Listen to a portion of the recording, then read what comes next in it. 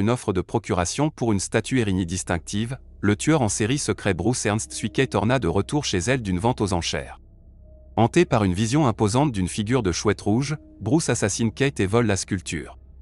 Bruce amène sa nouvelle petite amie Meredith Tanning, une galerie de documents qui se remet d'une relation abusive, dans sa cabane isolée pour une escapade de fin de semaine où il prévoit de la tuer. À son arrivée au chalet, Meredith entend une voix désincarnée l'avertir de partir. Meredith reconnaît que la statue d'Eriny est passée par son musée pour vérification de la provenance.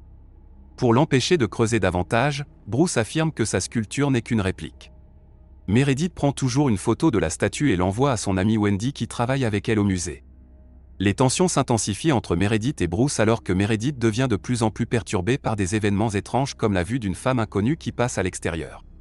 Après avoir d'abord refusé, Bruce accepte finalement de ramener Meredith en ville lorsqu'elle demande à partir en raison de l'étrangeté croissante.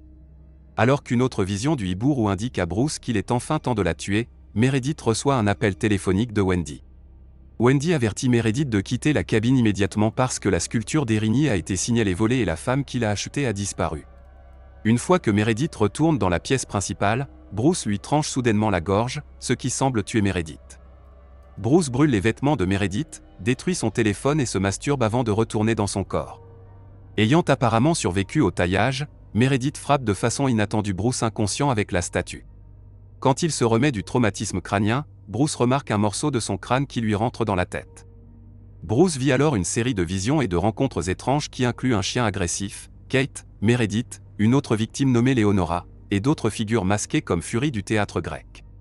Lorsque les hallucinations envoûtantes disparaissent, Bruce sort la statue en offrande pour que ses tourments psychologiques cessent. Cependant, Meredith continue de confronter Bruce avec des visions provocantes et des conversations énigmatiques. Bruce insiste sur le fait qu'il n'est pas mauvais, mais qu'il y a une pièce flottante dans son crâne qui lui dit qui cibler et lui ordonne de tuer. Se sentant piégé par Meredith, Bruce débarque dehors pour récupérer la statue. Plus de visions qui incluent Kate ainsi que Meredith portant un masque entourent Bruce avant de le poursuivre dans une forêt. Dans leur affrontement final, Bruce affirme que Meredith a chassé la chouette rouge, mais elle exige qu'il avoue être un voleur et un meurtrier. Refusant de le faire, des armes invisibles commencent à tuer Bruce alors qu'il supplie Meredith de le rappeler.